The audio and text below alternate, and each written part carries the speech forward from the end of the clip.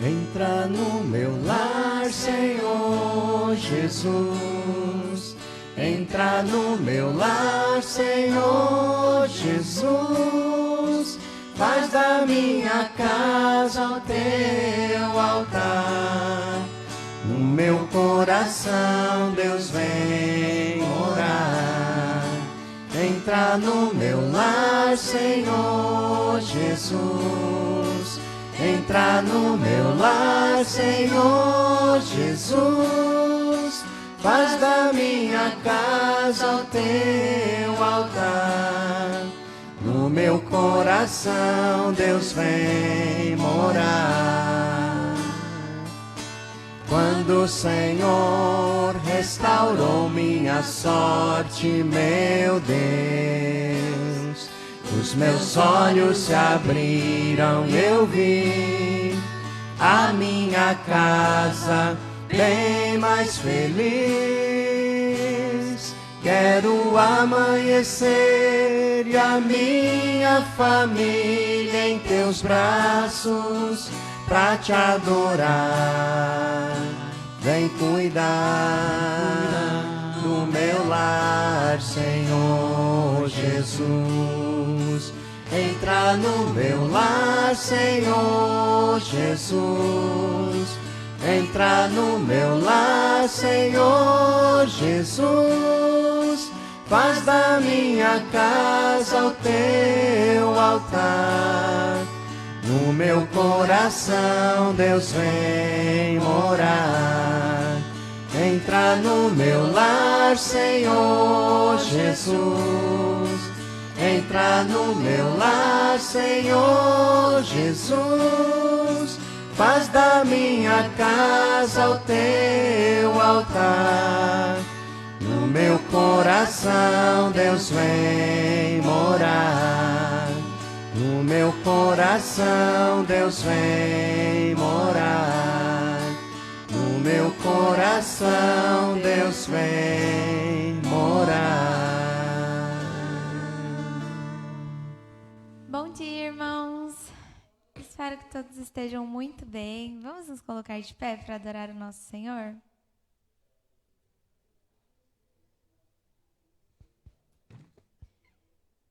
Estarei conduzindo os irmãos em oração. Senhor Jesus, muito obrigada por essa manhã, Pai, pelo privilégio de estar em Tua casa reunidos, Pai, para honrar e glorificar o Teu santo e precioso nome. Senhor, só Tu és digno de toda a honra, de toda a glória, de todo o louvor. Pai, que nós possamos Te adorar em espírito e em verdade, que nós possamos louvar o Teu santo e precioso nome, Pai, e dedicar tudo a Ti. Que as nossas vidas sejam para honrar e glorificar ao Senhor sempre, Pai. Usa-nos como um canal de bênção, Pai, e que todos possamos adorar juntos ao Senhor, que o Teu Espírito Santo nos conduza. Pai, muito obrigada por essa manhã, obrigada por cada um que o Senhor trouxe aqui, obrigada, Senhor, porque o Senhor é bom o tempo todo. Pai, nós Te agradecemos, pedimos para logo mais a palavra do pastor, que nós possamos absorver cada palavra que ele fale, Senhor, que o Senhor o use como um canal de bênção também, e que nós possamos Te adorar durante a palavra também. Só o Senhor é digno, Pai, de toda a honra e de todo louvor. Obrigada, Senhor. No nome de Jesus que nós oramos e Te agradecemos. Amém.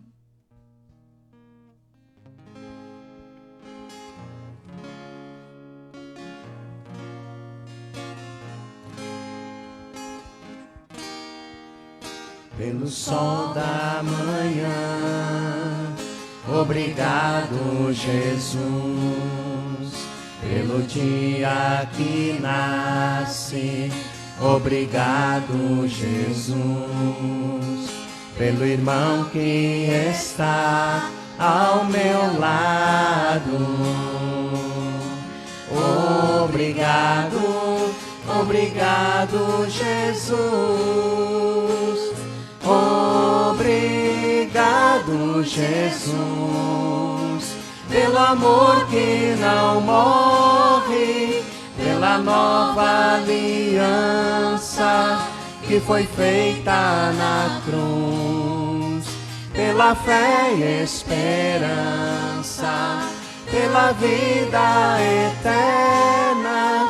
Obrigado, obrigado, Jesus, pelo ar que respiro. Obrigado, Jesus, pelo pão que alimenta. Obrigado, Jesus, pela chuva que cai sobre a terra. Obrigado, obrigado, Jesus.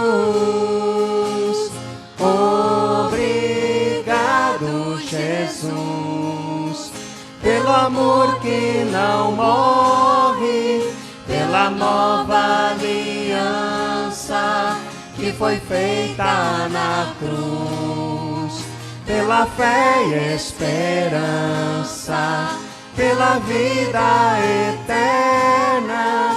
Obrigado, obrigado, Jesus. Obrigado, Jesus, pelo amor que não morre, pela nova aliança que foi feita na cruz, pela fé e esperança, pela vida eterna. Obrigado, obrigado, Jesus. Obrigado, obrigado, Jesus. Obrigado, obrigado, Jesus. Amém. Graças nós damos a Deus por tudo que Ele é, por tudo que Ele faz por nós. E nesse momento a gente vai fazer um momento de dedicação dos dízimos e das ofertas, né? Devolvendo ao Senhor aquilo que Ele nos dá, né? E que a gente faça desse momento um momento de alegria, um momento de satisfação de poder servir ao Deus tão maravilhoso, né? Depois do cântico desse hino, a irmã Arlete vai orar agradecendo aos dízimos e às ofertas aqui alcançadas.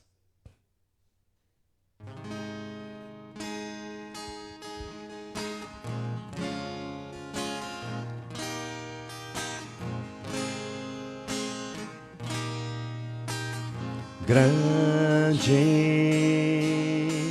é o Senhor e muito digno de louvor, na cidade do nosso Deus, seu santo monte. Alegria de toda a terra.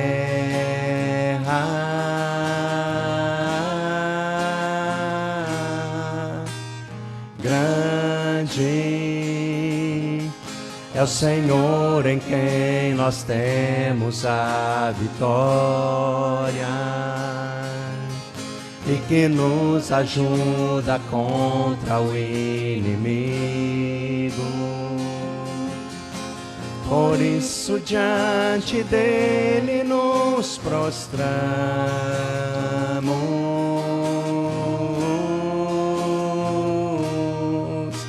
queremos o teu nome engrandecer e agradecer-te por tua obra em nossas vidas. Confiamos em teu infinito amor, pois só tu és o Deus eterno sobre toda a terra e céu.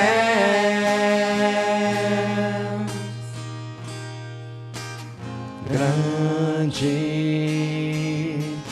é o Senhor e muito digno de louvor, na cidade do nosso Deus, seu santo monte. alegria de toda a terra.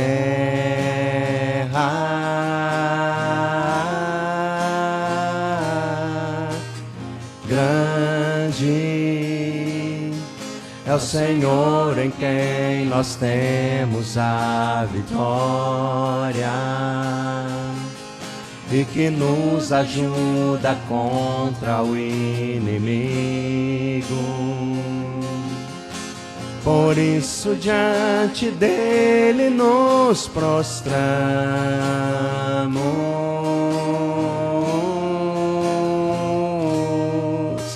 queremos o teu nome engrandecer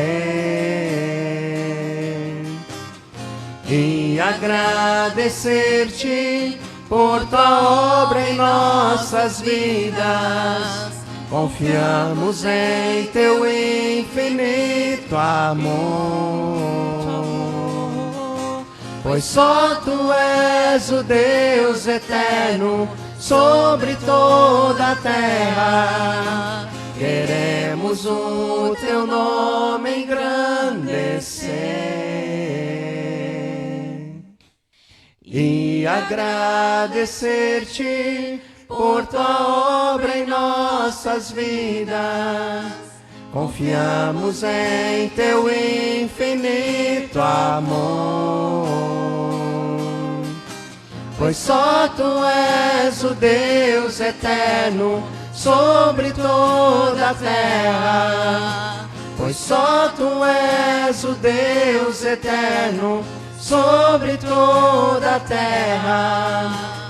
Pois só tu és o Deus eterno sobre toda a terra e céu.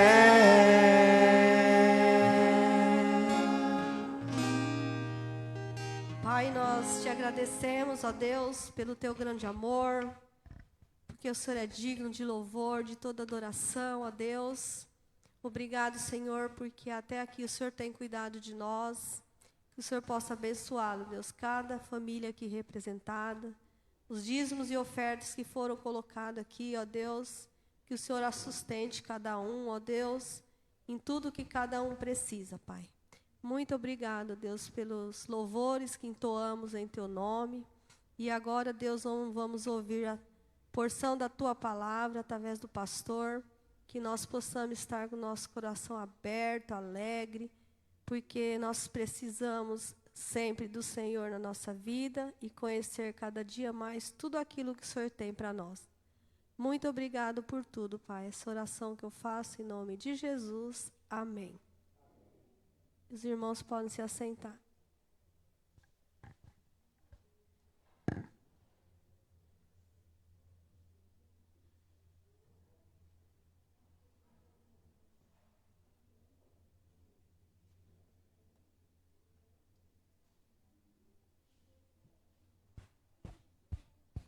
Quero saudar os irmãos com a graça e a paz do nosso Senhor Jesus, amém? Isso é um dia importante para nós como nação, né? A Bíblia diz que feliz é a nação cujo Deus é o Senhor, né? Nesse dia que nós comemoramos a proclamação da independência, né? Que a nossa nação, que a nossa pátria possa escolher, né? O Senhor como Deus da nossa pátria. E queremos dar continuidade à nossa série de estudos, Ídolos do Coração, que contempla essa corrida em busca da glória humana, quando é confrontada com a mensagem do Evangelho. E na nossa terceira lição desta série, nós vamos falar sobre o egocentrismo, o eu ídolo. E para isso nós vamos usar o texto de Atos no capítulo 2, os versos de 41 ao 47, que é um antídoto muito forte contra qualquer tipo de egocentrismo, né? Atos 2, 41 a 47, diz assim a palavra do nosso Deus. Então os que aceitaram a palavra de Pedro foram batizados, havendo um acréscimo naquele dia de quase 3.000 pessoas, e perseveravam na doutrina dos apóstolos e na comunhão, no partir do pão e nas orações. Em cada alma havia temor, e muitos prodígios e sinais eram feitos por meio dos apóstolos. Todos os que criam estavam juntos e tinham tudo em comum. Vendiam as suas propriedades, bens, distribuindo o produto entre todos, à medida que alguém tinha necessidade. Diariamente perseveravam unânimes no templo, partiam o pão de casa em casa e tomavam as suas refeições com alegria e singeleza de coração, louvando a Deus e contando com a simpatia de todo o povo. Enquanto isso, o Senhor lhes acrescentava dia a dia os que iam sendo salvos. Amém? Que a palavra do Senhor tenha liberdade de sondar o nosso coração, produzindo assim os frutos que o Senhor deseja na nossa vida. Egocentrismo, do grego ego, que significa o ser da pessoa, né, o ser do indivíduo, e centros, que significa o centro. E a ideia transmitida é aquela ali, ó. É a pessoa reinando no trono. O eu reinando no trono da existência, da vida, do mundo. Esse termo, procurando na raiz dele, né? Ele é o comportamento do ser humano voltado somente para si e a tudo que lhe diz respeito. Para a psicologia, é o conjunto de atitudes ou comportamentos indicando que o indivíduo se refere sempre e essencialmente a si mesmo, em todas as questões da vida. Vejamos que sempre que tem a oportunidade, eu tenho falado aqui para os irmãos a mudança que houve no mundo, no pensamento, na vida do ser humano, a partir de alguns eventos que ocorreram na história do ser humano, especialmente a partir ali dos meados do século XVII, quando o mundo experimenta a Revolução Industrial. E ela representa um grande avanço na produção. Eu falei quinta-feira lá na Fortunata que antigamente a gente, na época dos nossos pais, dos nossos avós, né, especialmente, a gente ia fazer negócios para comprar alimentos e eles eram feitos à base da troca. A pessoa produzia lá na sua casa, no seu terreno, na sua propriedade lá o feijão e ela precisava do arroz, então ela levava o feijão e trocava por arroz. E assim era nas outras áreas da vida do ser humano. E com a Revolução Industrial, o que é que acontece? Um grande avanço na produtividade. Houve um momento na história do Brasil em que o Estado criou uma política plante que o João garante. E o objetivo desta filosofia, né, era que se tivesse produtividade. As pessoas plantavam nas suas propriedades com um instrumento chamado matraca. Você que foi da roça sabe o que é isso, né? É um instrumento que você batia no chão, abria, a semente caía, você passava o pé. Então, o nome é matraca. É por causa do barulho que ela faz, né? Tlec, tlec, tlec, tlec. Hoje se planta com máquinas modernas.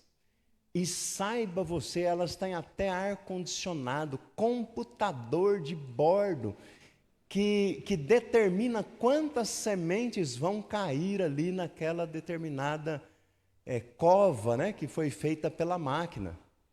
Em todas as áreas, né, a Revolução Industrial trouxe isso, e isso impacta diretamente na vida do ser humano.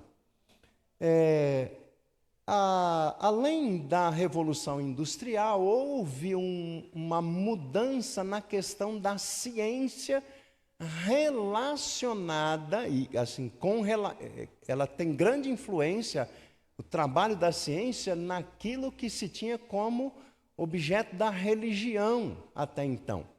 Porque até então, tudo tinha como centro Deus por intermédio da religião. Mas a partir dessa revolução da ciência, tudo agora precisa ser comprovado por meio da ciência. E aí, o que acontece? Por exemplo, na expressão de religiosidade, os milagres precisam ser desconsiderados, porque eles não podem ser comprovados pela ciência. A gente vê hoje muitos médicos, né, quando deparam com um milagre de cura, falam assim, você tem muita fé em Deus, mas eles não conseguem comprovar. E isso afeta diretamente na vida, e no centro da vida, em todas as áreas, né, onde Deus era o centro. Agora, o homem passa a ser o centro. E isso provoca uma mudança, principalmente na área relacional do ser humano. Eventos como, por exemplo, o iluminismo vai influenciar o ser humano e as suas relações. E a pessoa, então, começa a olhar para dentro de si e fala assim, eu sou o centro. Não é mais Deus, não é mais a religião, mas agora o ser humano passa a ser o centro das coisas. E veja só como isso influencia na vida do ser humano, na história do ser humano, né? Se ele é o centro, ele não precisa de Deus. Ele não precisa do outro, porque ele é o centro. Então, tudo tem que ser voltado para ele. Como é que isso afeta a nossa expressão de religiosidade? Eu tenho agora que procurar, se é que eu preciso procurar, porque eu sou o centro, mas eu tenho que procurar uma expressão de religiosidade que me agrada, que me satisfaça. Quando o centro da religião é agradar a Deus. E aqui quero fazer uma observação e me entenda bem naquilo que eu vou dizer. A frase que muitas vezes nós usamos é a minha igreja. Você já parou para pensar nessa frase, a minha igreja? Ela tem dois lados. Um lado pode ser bom. Quando nós a temos, e aqui no aniversário da igreja, durante o mês, a gente falou sobre isso, do amor que a gente tem, a igreja como a congregação dos salvos,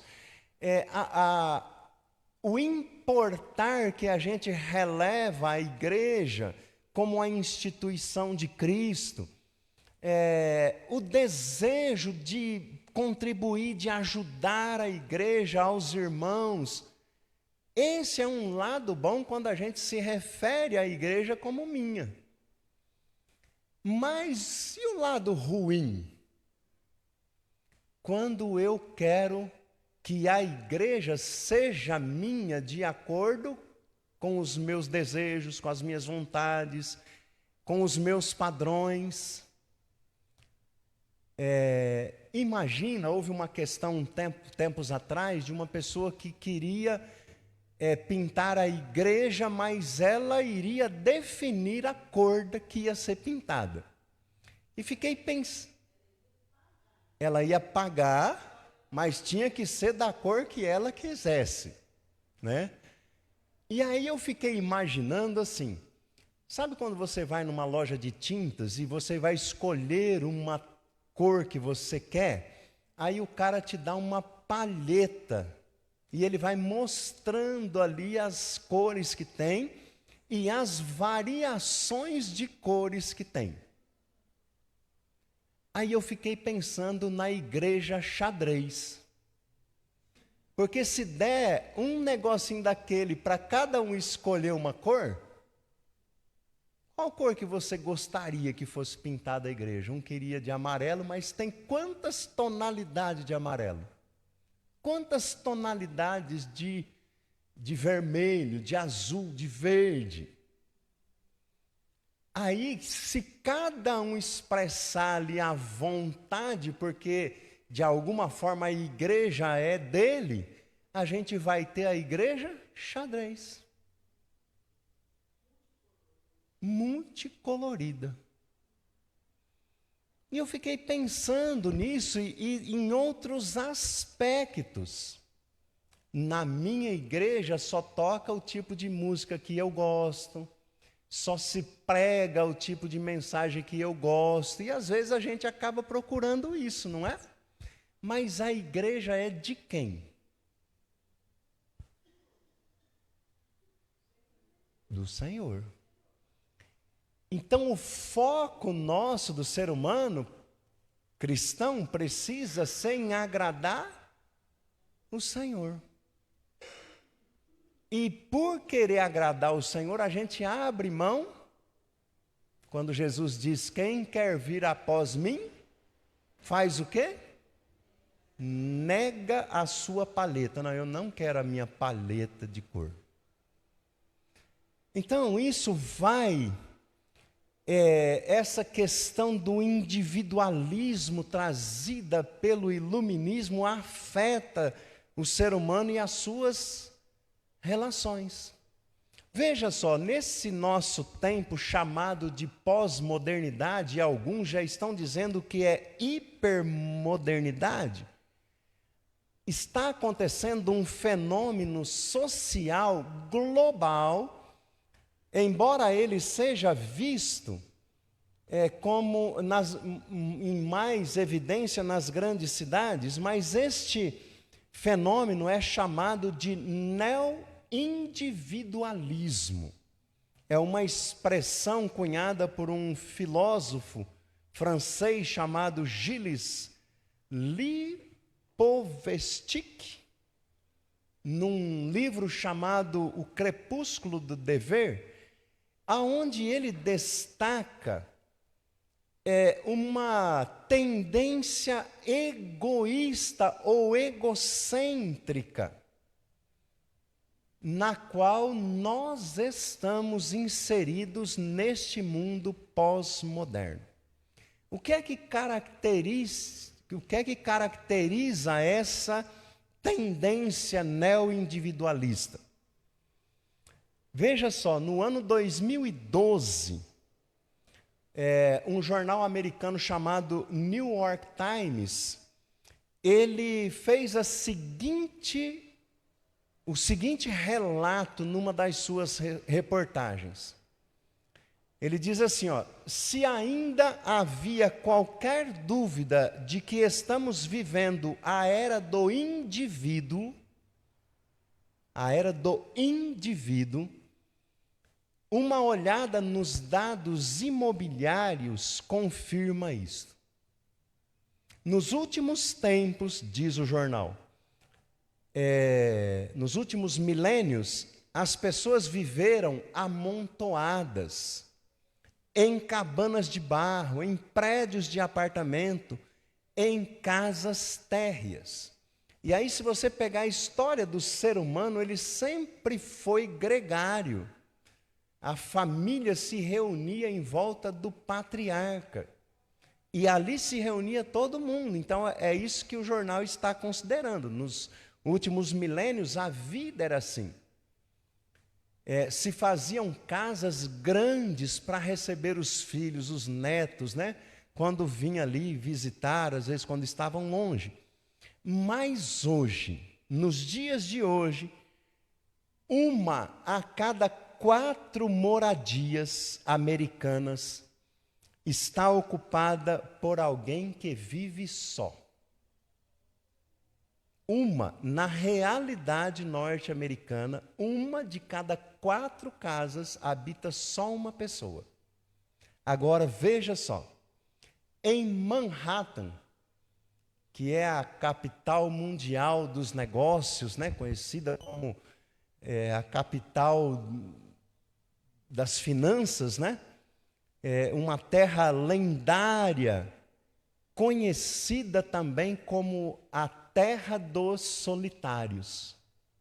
E lá, sabe qual é o percentual? De cada 2 casas, 1 é habitada por só uma pessoa. Veja como o pensamento lá do século XVII vem invadindo a história do ser humano e produzindo mudanças nele. Por que as pessoas optam por viver sozinhas? Porque ela é o centro. Então ela não precisa de mais nada e mais ninguém. Aí, com o advento e o desenvolvimento da tecnologia, ela tem tudo na mão. Não tem? Ela tem tudo na mão. Tudo que ela precisa para essa vida individualista dela, ela tem na sua mão. Então, diante desse fenômeno egocêntrico do neo-individualismo, é de extrema relevância, irmãos, conhecer o espírito da época que envolve a nossa geração. Nós estamos inseridos dentro desse mundo. E veja, nós somos os diferentes. Por quê? Porque Deus construiu uma igreja gregária, que é a união de vários corpos em torno de um corpo, que é Cristo. A gente vive numa era marcada por um egocentrismo exacerbado, em que a ética moral de se doar está fundamentada num hedonismo individualista, ou seja, tem que produzir prazer para mim, senão estou fora.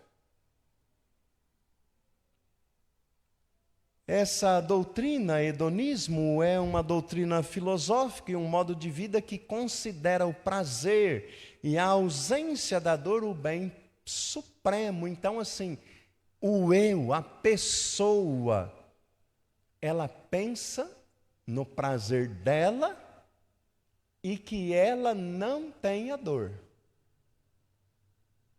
E veja, fazer parte de uma comunidade de fé significa que haverá momentos em que haverá dor. O espinho do outro pode, às vezes, me ferir. E isso vai caracterizando uma existência humana individualista. Talvez a gente que mora em cidades pequenas, no interior, não perceba isso muito claramente, mas nas grandes cidades é a tendência. Desta forma, irmãos, fazer o bem ao próximo, ou simplesmente ter um envolvimento com o próximo, só é bom quando me traz prazer, satisfação ou algum tipo de benefício. Eu só me relaciono se eu tiver algum benefício. E, consequentemente, quando não me traz desconforto. E o contrário disso, né, as nossas experiências ali, quando a gente vai fazer um varal solidário, que a gente encontra pessoas machucadas, doídas, feridas, e que esperam da gente ser abraçada, ser acolhida. Agora veja, esse egocentrismo não é novidade necessariamente. Se a gente atentar para aquilo que o apóstolo Paulo disse para o seu filho na fé, Timóteo, na segunda carta, no capítulo 3, nos versículos de 1 até os 5, a gente vai perceber que isso não é novidade. Ele escreve para o seu filho na fé as seguintes palavras: sabe, porém, isto, nos últimos dias sobrevirão tempos difíceis, pois os homens serão... Não preciso nem ler o restante. A primeira característica dos últimos tempos é que os homens seriam egoístas. E veja, no versículo 5, ele fala assim, olha, eles têm forma de piedade. E aí me lembrei daquele anticaspa, né? Denorex. Lembra qual era a palavra-chave desse anticaspa? Parece mais. Então, essa geração, ela tem uma forma de piedade, mas negam o poder de Deus. E a recomendação dada por Paulo para Timóteo, diante dessa situação, é fugir dela. Mas a gente está no meio dela, nós estamos inseridos nela. Então o problema, a questão importante é que nesses tempos difíceis estão se intensificando a cada geração, e a igreja de Jesus precisa estar alerta para não se amoldar ao padrão deste mundo, deste século. Algumas pessoas falam que a pandemia foi ela teve o seu lado benéfico para separar, né? Fazer um tipo de uma separação, mas a gente não pode olhar por esse lado. A igreja do Senhor Jesus está nesse mundo e precisa compreender esse tempo, esse século que a gente vive, porque ela sofre cotidianamente, diariamente, a pressão desta cosmovisão egocêntrica. E se ela não se aperceber, daqui a pouco, ela está também individualista, sectária. E ela precisa urgentemente tomar atitudes, como a gente vai ver agora nessa lição de hoje. Olhando para esse texto de Atos 2, 41 a 47, que apresenta para a igreja em todo o tempo um inspirador resumo e ouso dizer até um antídoto acerca da saúde comunitária da igreja. Esse ambiente descrito pelo apóstolo por Lucas, né, que é o autor da carta, mostra que os membros daquela igreja primitiva não sucumbiram ao egocentrismo. Pelo contrário, mostraram-se solidários, valorizando a dimensão comunitária da vida, a comunhão. Eles estavam sempre juntos, tinham tudo em comum. Eles desapegaram-se das coisas materiais. Eles perseveraram unânimes. Sabe o que é unânime? De concordância geral. Na adversidade ou na diversidade, eles perseveraram unânimes. Não havia lugar entre eles para posturas egocêntricas. E quando havia, como aconteceu lá no caso de Ananias e Safira, o que é que acontecia? E acabavam até sendo exemplos para que os outros não tivessem a mesma postura. Assim, amados, o nosso objetivo hoje é mostrar alguns prejuízos causados pelo egocentrismo e ressaltar que, como cristãos, nós devemos lutar incessantemente contra esse que se torna um ídolo para nós. Nós tornamos o nosso próprio ídolo, que insiste em entronizar em nossos corações, criando a ilusão de que podemos ser o centro de tudo. Assim, quero compartilhar com você alguns tópicos para nossa reflexão sobre a realidade do egocentrismo como ídolo do nosso coração. Primeiro tópico é a gente ter a consciência de que o egocentrismo atrapalha a vida de oração comunitária. Veja no versículo 42. Eles perseveravam na doutrina dos apóstolos, na comunhão, no partir do pão e nas orações.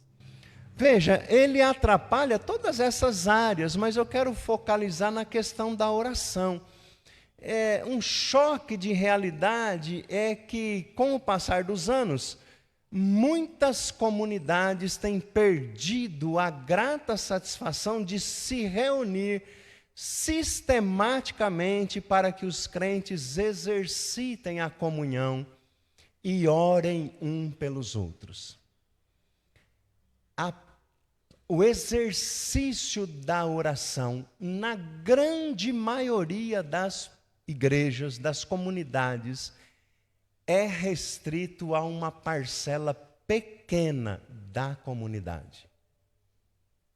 Veja, como desejar ir para uma reunião de oração se eu sou suficiente para mim mesmo?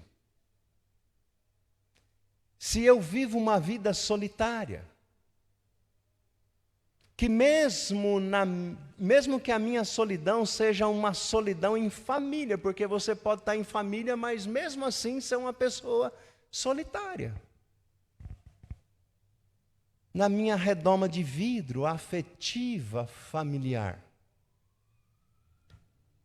Eu não quero saber, e essa ideia do egocentrismo, do individualismo, eu não quero saber dos problemas dos outros, do meu irmão, não quero saber nada disso. Eu não quero me envolver com ele e com os seus dilemas. Então, o que é que eu faço? Prefiro o meu canto, meu sofá, minha individualidade, meu conforto. Ir para uma reunião de oração implicaria em me expor, em me desnudar coletivamente da alma para com o outro. Expor as minhas lutas, as minhas fraquezas, minhas alegrias, meus dramas, minhas limitações, que envolve uma vida em comunidade. Então, o ser individualista, ele pensa assim. E aí, muitas vezes arruma algumas desculpas, né? Mas o fato é que ele está centrado em si. E quando ele escuta o drama do outro, a preocupação do outro, o que é que ele faz?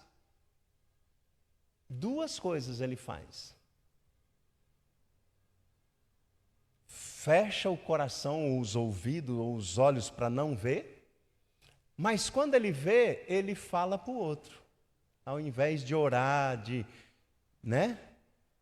Você viu, rapaz, a irmã tal, ou irmão fulano lá, falou, fez tal pedido lá, porque se expôs, apresentou as suas limitações, suas fraquezas. Então a opção acaba por não ser envolvido ou comprometido, e principalmente por não se envolver e nem se comprometer com ninguém. Agora, o que é que a Escritura diz? Hebreus 10, 25. Não deixemos de congregar, como é o costume de alguns. Antes façamos admoestações, e tanto quanto mais vezes que o dia se aproxima. Não há dúvida, irmãos, de que quando o egocentrismo prevalece, o indivíduo, a pessoa, não sente a necessidade de se juntar com outras pessoas. Muito menos para compartilhar alegrias, tristezas, derramar o coração diante do Senhor.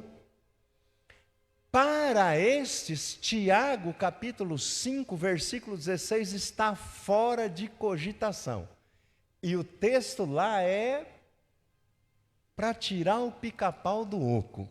Ele diz assim: portanto, confessem os seus pecados uns aos outros e orem uns pelos outros. Para quê? Para que vocês sejam curados. Essa é uma das causas, né? Porque pode haver outras, e há muitas outras causas, mas essa é uma das causas, porque há muita gente emocionalmente doente. Devemos, portanto, estar atentos, lutando contra esse mal que tem se intensificado no nosso tempo. Precisamos fazer uso das palavras de Paulo aos Romanos, no capítulo 12, verso 13, quando ele disse assim: compartilhai as necessidades dos santos. O segundo tópico sobre a realidade da idolatria do egocentrismo é que o egocentrismo priva o indivíduo de se envolver efetivamente com os irmãos em Cristo. Em 1 Tessalonicenses 5, 14 e 15 diz assim: exortamo-vos também, irmãos, que admoesteis os insubmissos, consoleis os desanimados, ampareis os fracos e sejais longânimos para com todos. Evitai que alguém retribua a outrem mal por mal, pelo contrário, segui o bem entre vós e para com todos. Paulo está falando para quem? Para os salvos. Numa expressão mais afetiva, ele está dizendo para os irmãos. Exorto-vos, irmãos. E aqui vemos que na igreja é possível haver pessoas insubmissas, desanimadas, fracas, difíceis, vingativas. Paulo exorta para toda a comunidade e não somente para a liderança, a que todos se envolvam, se comprometam com a vida dos irmãos, mesmo que esses estejam imersos em complicações pessoais. Mas para que isso aconteça, todos os membros têm que pagar o preço de admoestar, consolar, instruir, caminhar junto, chegar junto, levantar o caído, exercer a muita paciência, que é a longanimidade, evitar que alguém tome os direitos com as próprias mãos. A ideia é que toda a igreja tenha capacidade para essa verdade espiritual. É necessário, talvez até um imperativo, que o cristão se sacrifique em prol do próximo. Quando Jesus diz que o mandamento é amar ao próximo como a ti mesmo, significa que um sacrifício aqui acaba sendo necessário no envolvimento, no comprometimento com o corpo. Aliás, Paulo escreve aos Coríntios dizendo que nós somos um corpo. Se um sofre, todos sofrem. Se um se alegra, todos se alegram. Se um é honrado, todos se regozijam ou são honrados também. É necessário se doar por amor e por graça apenas. Mas o fato é que o egocentrismo nos priva desse rico privilégio de vivermos o que há de mais identificador com o cristianismo. Eu já citei aqui, não lembro se foi na quarta-feira ou no domingo, que nós somos conhecidos como os discípulos de Jesus se nós tivermos amor um pelos outros. João 13, 34, 35. Mais uma vez, nós podemos ver o exemplo inspirador daqueles primeiros cristãos lá de Atos, capítulo 2. Nos versos, especialmente do 44 ao 47, naquilo que se refere ao comprometimento efetivo com os irmãos em Cristo.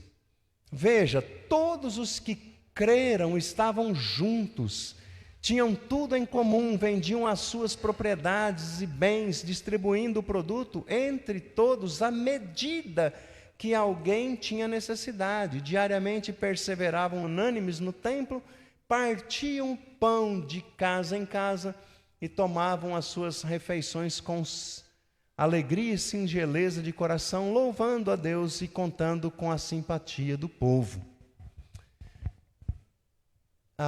O terceiro tópico, irmãos, é que o egocentrismo leva o indivíduo a se esquecer de que a vida comunitária é feita de compromissos assumidos diante de Deus e dos homens.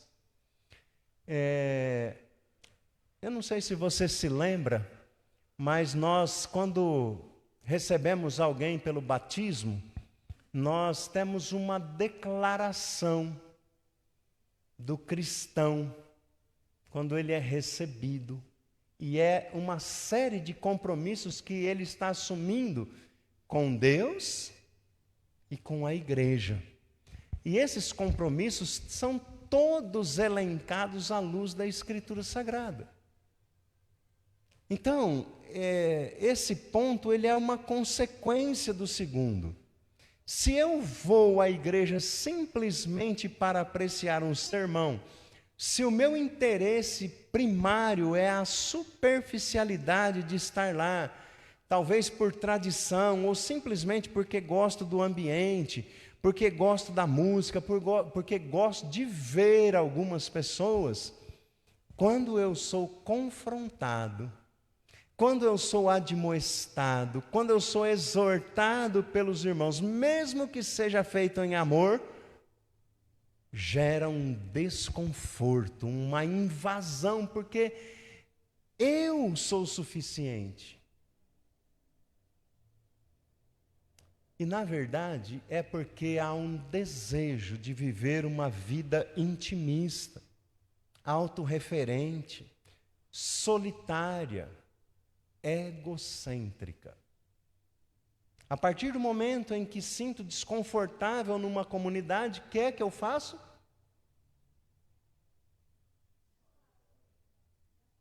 Me afasto, procuro outra, talvez naquela outra seja diferente. Mas se ela é uma comunidade cristã, vai acontecer? Porque o problema não está na comunidade, está no egocentrismo. O egocentrismo é incompatível com o crescimento na vida comunitária. Nos versos que eu citei aqui para você, fala sobre perseverança. E para perseverar na doutrina, no partir do pão, nas orações, os primeiros cristãos sacrificaram o eu, sacrificaram o egocentrismo. Aliás, para partir o pão, ter comunhão é preciso o quê? Ter o outro. Porque partir ali é repartir o pão. Tem que ter um outro para eu repartir, não posso repartir comigo mesmo. Né? Pessoas egocêntricas não se envolvem, não cedem, não compartilham, não crescem. Portanto, aqueles que assumiram o compromisso de servir a Deus e reconhecem o valor de pertencer à sua igreja, sabem que o egocentrismo não pode determinar a maneira de ser e tampouco a maneira de viver do cristão. Quando o egocentrismo é superado, passamos a atender o plano de Deus para a nossa vida. O porquê que Deus nos fez. Ou seja, passamos a viver para a glória de Deus. Aliás, no capítulo 17 de João, Jesus fala de algo sumamente importante. Ele fala de unidade. Ele fala que ora ao Pai para que os discípulos dele sejam um, assim como ele é um com o Pai. Assim a gente consegue cumprir o propósito de Deus para a nossa vida. E, consequentemente, os resultados se tornam cada vez mais positivos, como a gente vê nos versos 46 e 47. O que é que acontece ali de resultado efetivo, que é o propósito de Deus? Havia um verdadeiro louvor a Deus, a igreja caía na simpatia do povo, não é?